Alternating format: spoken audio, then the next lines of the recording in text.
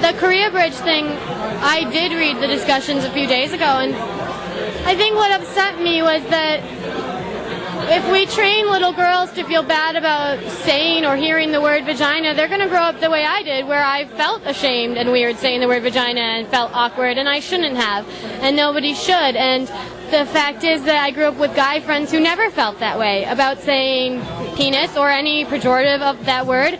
And to teach women to feel ashamed about talking about their body parts is exactly why we're having this show, because we live in a world where women are told that, yeah, you should be ashamed because you were born into the wrong body to have power and to feel good about yourself in this world. And this show is being done because for too long women have taken that kind of abuse, and whether it's online in a forum or in person, the fact is that's just unacceptable to me. And this show is being done to say, you know what, we're allowed to say the word vagina because we have them, and we're allowed to have them, and we're allowed to feel good about them, and to tell us otherwise is just false.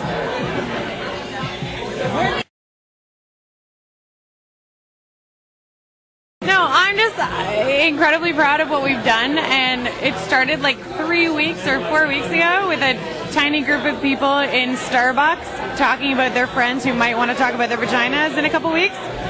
And if a tiny little group of girls can do this, I'm excited to see what we can do in the future. And I have to say the good response we received tonight and the great audience. I just think we've started something in Busan that will continue for the next decade or 2 decades, 50 years. And I'm so happy that this group of women were the first ones to do this in Busan, in English, and to be received so well and to put on such an amazing production. Yeah, I second that. There is a magic behind the show. It's been going on for 10 years, and there's a reason for that. You could just read these scripts straight, and you would still feel the power behind them. And then you put powerful women reading the scripts, and holy shit, you can't take your eyes off the stage. You can't forget what you saw. It's ingrained in your memory now. It's so powerful. It affects you. You think about it the next day. You think about it the next week. And I promise you, the people that have seen the show tonight, when they see, wherever they are in the world for the next 10 years that it will be going on, when they see a show, they're going to go to it, even though they've already seen it. It's like that good movie, your favorite movie. And there's a reason it's like my favorite play in the world. It's because every time you go, it's different. Everyone embodies each monologue differently. And it's just this catchy thing that just keeps going because it's so truthful, it's so honest, it's raw, it's in your face, it's vagina, it's women. And there's nothing else to it. So what's next? Everyone took something away from the show, and I think everyone is going to bring it somewhere. They're going to go and be a part of it. They're going to want to get involved. The next time they see it, they're going to go support it. They're going to they gave to the charity tonight. We sold over 100 vagina cookies tonight. And people were giving so generously. So people are inspired. And I started counting, and I got to 300. I started counting. I got to 350, and there was this huge pile at my feet, and I just gave up and put it all away. Because I couldn't even count it, or I wouldn't have been able to enjoy this evening with everyone. But I'll be counting it, and I'll be putting that online, and I hope 350,000 won. And that was like 1/4, it looked like, of what was there. So what's next for our vaginas? Who knows? Anything. Anything. Go ahead. This is something I wanted to talk about earlier, but I didn't get a chance to say it. But to backtrack a little bit, I think that from my experience in Korean culture, Korean women, they have this mentality of image being everything.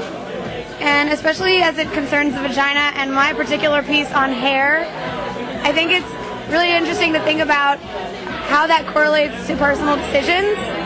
And not just with hair, but body images and things like that.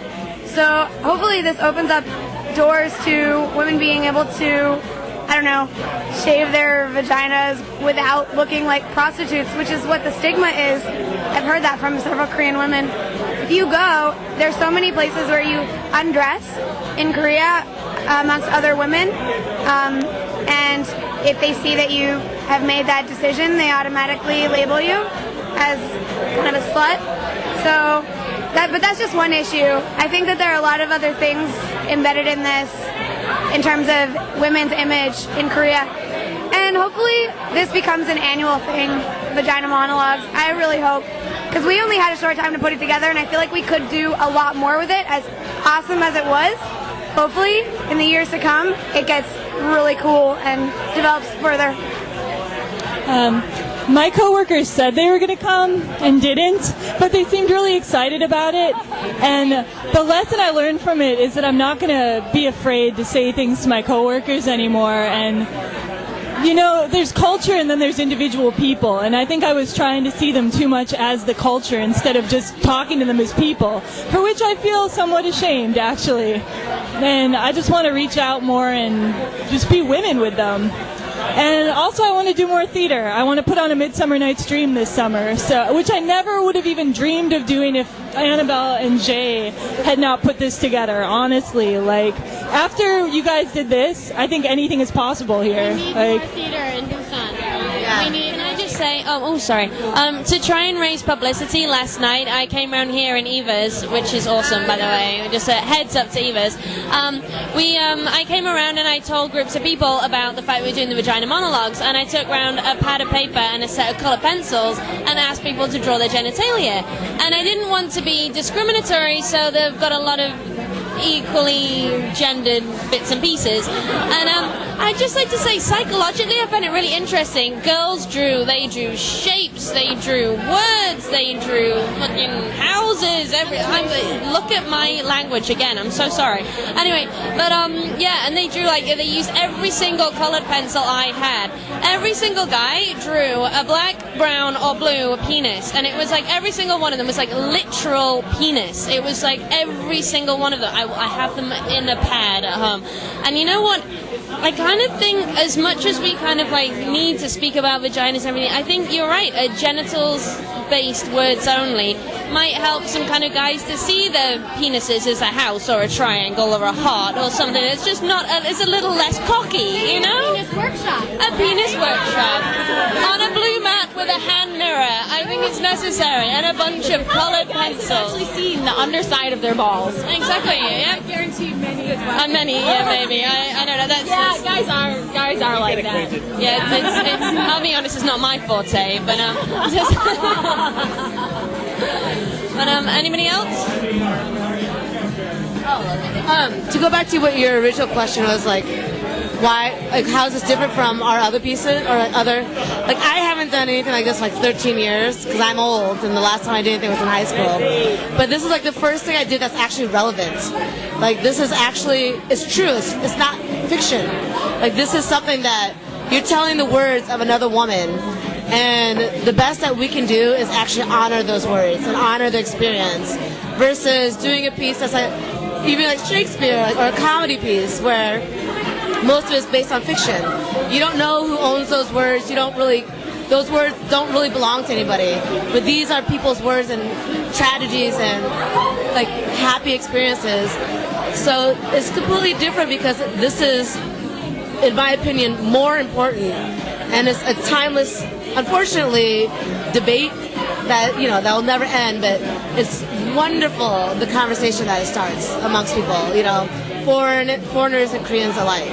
It's brilliant. It's a good conversation, dinner conversation piece. All the time. I'm stunned by everybody this evening. I thought everybody was fucking amazing. Absolutely fantastic. Everyone gave the best performance this evening. It was brilliant. We had the best audience I could have possibly have hoped for. It couldn't have gone better. Seriously, I'm so proud of everybody. So well done, you guys, and thank you to our audience for coming on.